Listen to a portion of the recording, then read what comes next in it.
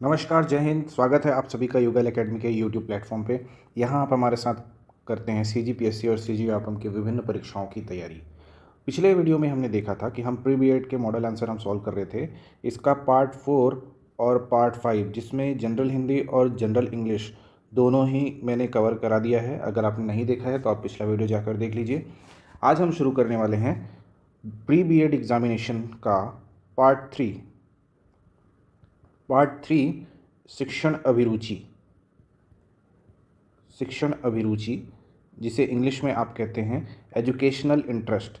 शिक्षण अभिरुचि का जो पोर्शन है इसमें इसको हम कवर करेंगे आज, और पूरा इसके मॉडल आंसर्स जो आए हैं उसके आधार पर हम प्रश्नों के उत्तर को जानेंगे।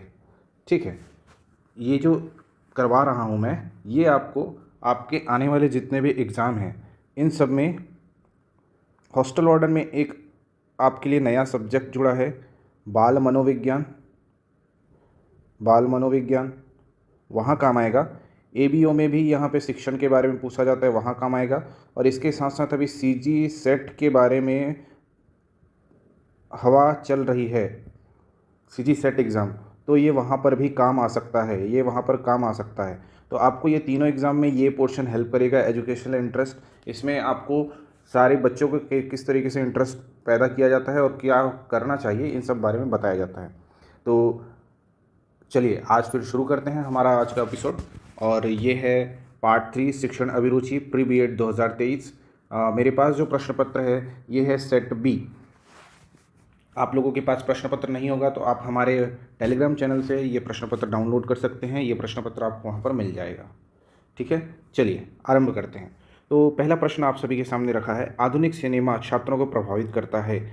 ऑप्शन ए घर से पलायन में, ऑप्शन बी दीवा सपनों में रत रहने में, ऑप्शन सी रचनात्मक कार्यों को पूरा करने में, ऑप्शन डी अभिनेताओं जैसा दिखने में।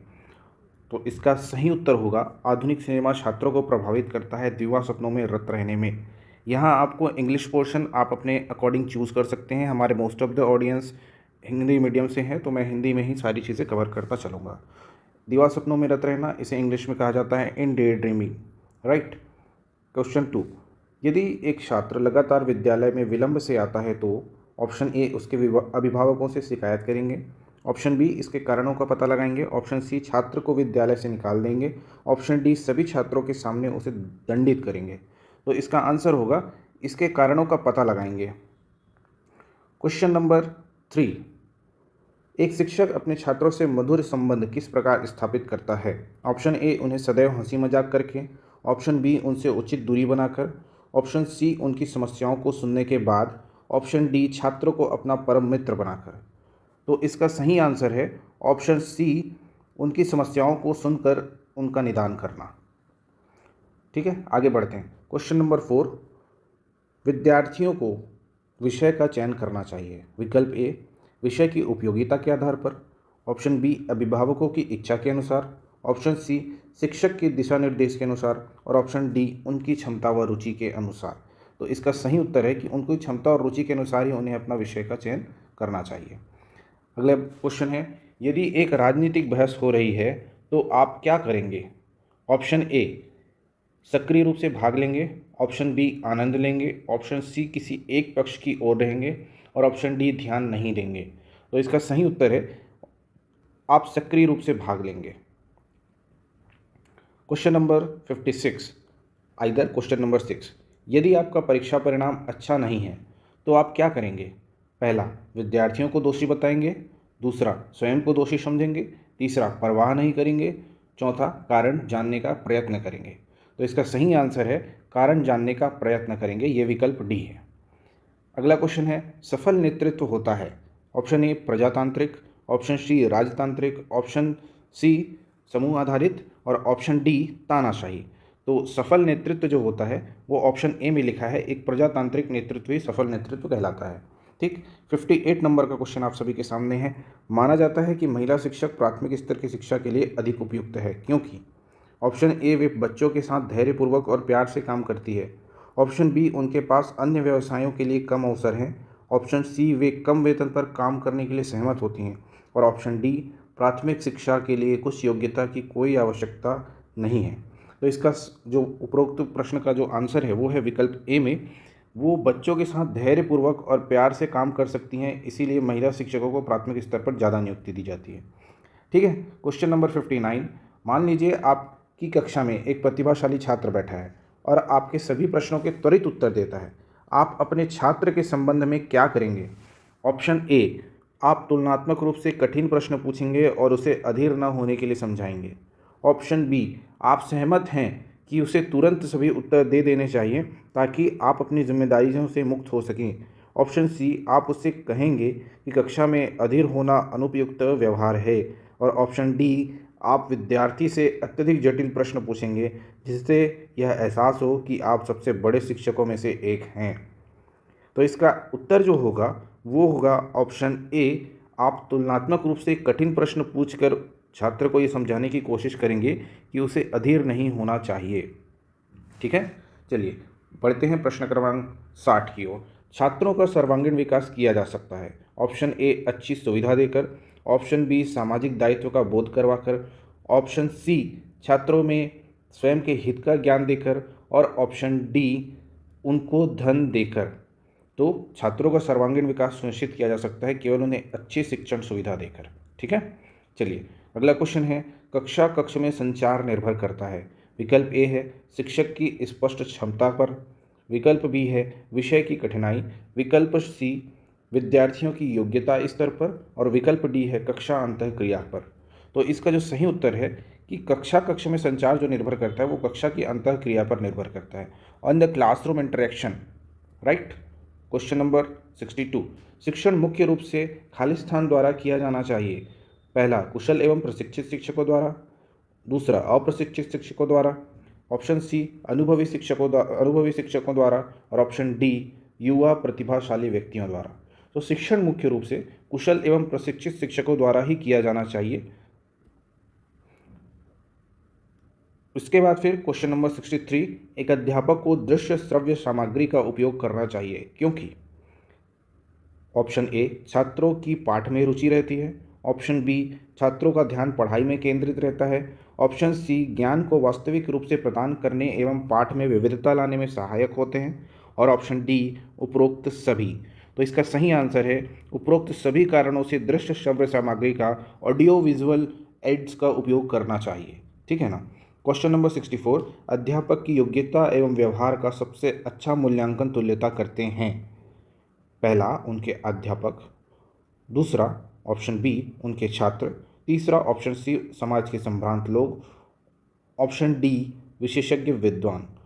तो इसका सही आंसर है कि छात्र ही शिक्षक की मूल्यांकन का तुल्यता कर पाते हैं। ठीक है। क्वेश्चन नंबर 65, एक अध्यापक के रूप में आप अपना शाम का समय किस कार्य में लगाना पसंद करेंगे। ऑप्शन ए, राजनीति की चर्चा में।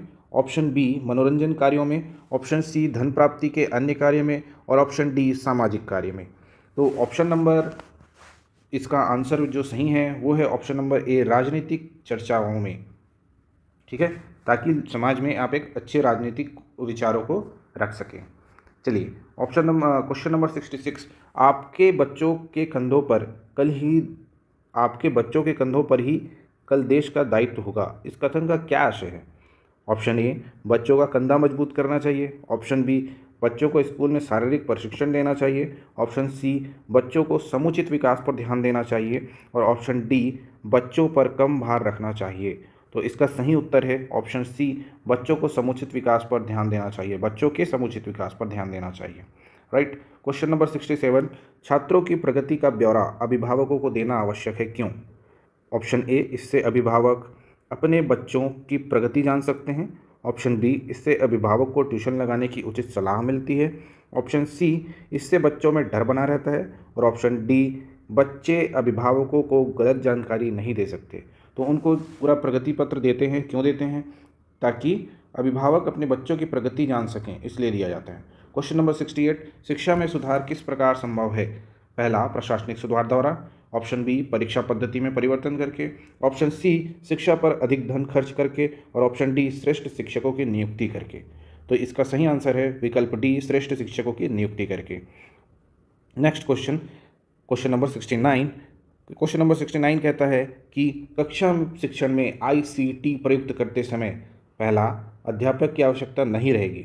ऑप्शन बी, अध्यापक के लिए कार्यभार अधिक ले जाएगा। ऑप्शन सी, अध्यापक की भूमिका समन्वयक के रूप में रहेगी। और ऑप्शन डी है, अध्यापक की भूमिका केंद्रीय हो जाएगी।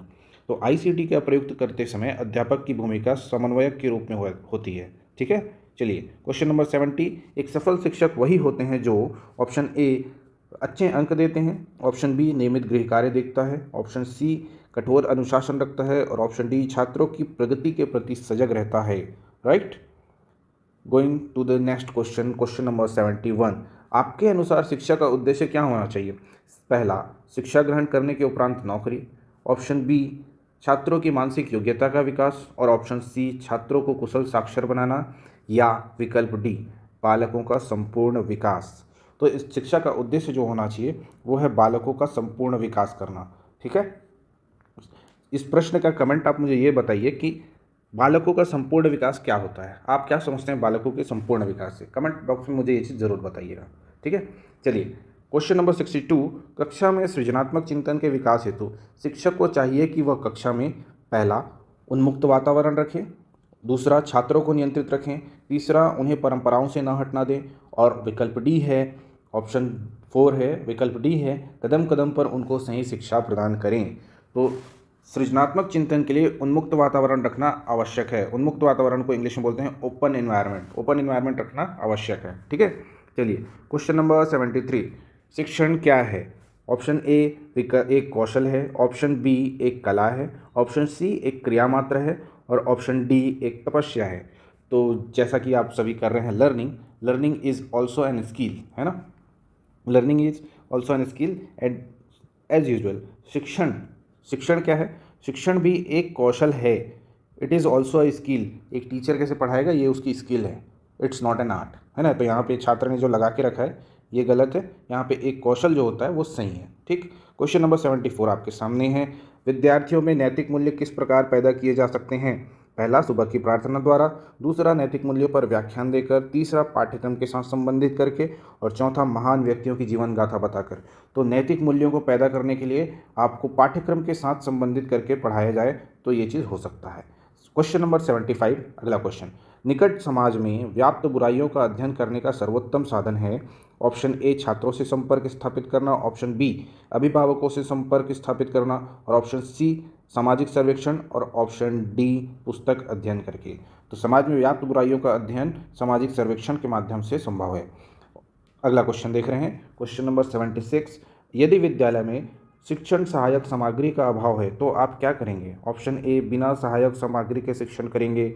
ऑप्शन बी, इनकी परवाह नहीं करेंगे। ऑप्शन सी, स्वनिर्मित सहायक सामग्री का प्रयोग करेंगे। और ऑप्शन डी, उच्च अधिकारियों से शिकायत करेंगे। तो इसका सही आंसर है स्वनिर्मित सहायक सामग्री का प्रयोग करेंगे। Right, question number 77। एक शिक्षक निम्नलिखित में से कौन सी पुस्तक पसंद करेगा? ऑप्शन ए, मानसिक योग्यता। ऑप्शन बी, गीता। ऑप्शन सी, सामान्य ज्ञान। और ऑप्शन डी, शिक्षण की विधियाँ। तो एक शिक्षक कौन सी पुस्तक पसंद करेगा? तो ये है शिक्षण की विधियाँ, ये पुस्तक को पसंद करेगा। ठीक है, क्वेश्चन नंबर 78। ग्रामीण क्षेत्रों में विद्यालय छोड़ने वालों की सर्वाधिक दर का कारण है। ऑप्शन ए, अप्रासंगिक पाठ्यक्रम। ऑप्शन बी, गरीबी। और ऑप्शन सी, त्वरित रोजगार के लिए उत्सुकता। और ऑप्शन डी, शिक्षकों के साथ अनुपयुक्त पारस्परिक संबंध। तो जो ग्रामीण क्षेत्रों में जो शिक्षा छोड़ने का जो कारण है वो है गरीबी, पॉवर्टी। राइट, पॉवर्टी बहुत ज़्यादा है ग्रामीण क्षेत्रों में, इस कारण बच्चे शिक्षा छोड़ देते हैं। Question number 79 and second last question of this session. शिक्षकों का मूल्यांकन किसके द्वारा होना चाहिए? उनके शिक्षार्थियों द्वारा।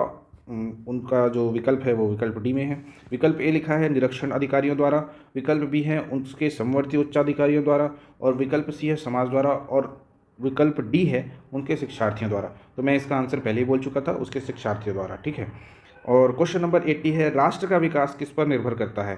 पहला, ऑप्शन ए, मानवीय साधनों पर। ऑप्शन बी, वन साधनों पर। ऑप्शन सी, खनिज साधनों पर। और ऑप्शन डी, भौतिक साधनों पर। तो इसका जो सही आंसर है वो मानवीय साधनों पर, मीन्स ऑन ह्यूमन मीन्स, इंसानों पर निर्भर करता है कि राष्ट्र का विकास किस प्रकार से होगा। ठीक है, तो ये रहा आप सभी के लिए शिक्षण अभिरुचि का जो प्रश्न है वो। तो आई होप आप लोगों को ये सेशन पसंद आया होगा। आने वाले सेशन में हम बीएड का नेक्स्ट पोर्शन सॉल्व करेंगे और उसके बाद हम फिर महिला पर्यवेक्षक की जो भर्ती आयोजित की जा रही है। तो महिला पर्यवेक्षक की भर्ती की परीक्षा जो लास्ट ईयर हुआ है वो प्रश्न पत्र हम सॉल्व करने वाले हैं। तो कंटिन्यू हमारे साथ पढ़ते रहने के लिए, सीखते रहने के लिए हमारे चैनल को आप सब्सक्राइब कर सकते हैं। कोई भी समस्या हो, किसी भी प्रकार से डाउट हो तो आप हमें कमेंट सेक्शन में कमेंट करके पूछ सकते हैं।